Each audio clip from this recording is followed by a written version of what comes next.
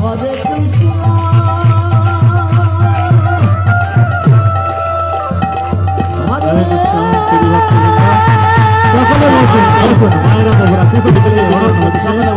প্রভুদের দিকে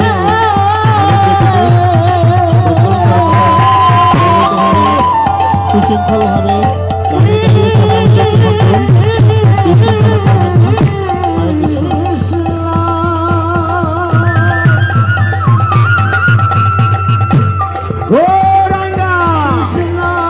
अभिषेक चल रहा है साथ साथ में राइट साइड में और लेफ्ट साइड में दोनों साइड में चरणामृत वितरण हो रहा है। कतार पर आए, लाइन पे आए और चरणामृत प्राप्त करें।